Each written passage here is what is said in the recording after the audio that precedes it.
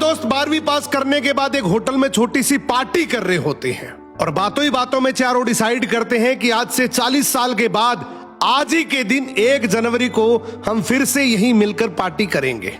और हाँ, जो सबसे आखिर में आएगा सबका बिल वही पे करेगा।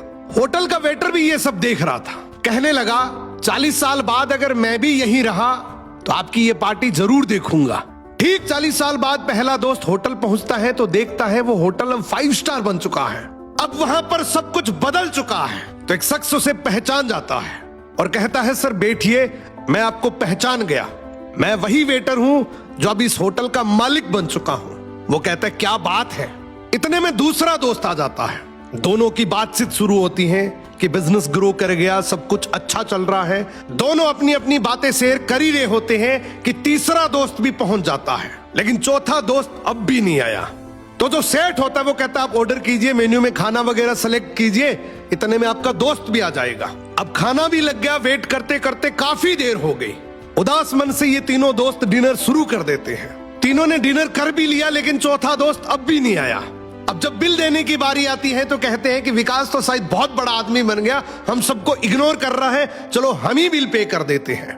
जैसे ही बिल पे करने के लिए काउंटर पे पहुंचे तो काउंटर का मैनेजर बोला आपका बिल तो ऑलरेडी पे हो चुका है। अब तीनों अपने चौथे दोस्त के ना आने की शिकायत करते करते होटल से बाहर निकले ही थे कि तभी एक सरकारी गाड़ी वहां आकर रुकती है।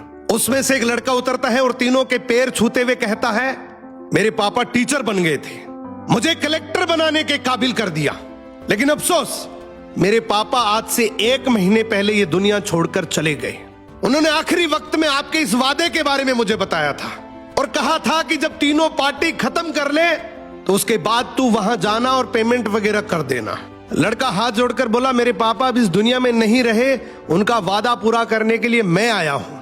अब ये तीनों नम आंखों से रियलाइज करते हैं कि हम 40 साल बाद ही क्यों मिले, 40 दिन बाद क्यों नहीं मिले। सपनों से हमेशा मिलते रहिए, इससे पहले कि कोई आपका अपना ये दुनिया छोड़कर चला जाए, क्योंकि आदमी सिर्फ एक पानी का बुलबुला है। अब ये रील टैग करो ऐसे दोस्त को जिससे आप काफी टाइम से नहीं मिले और अब उससे मिलना चाहते हो।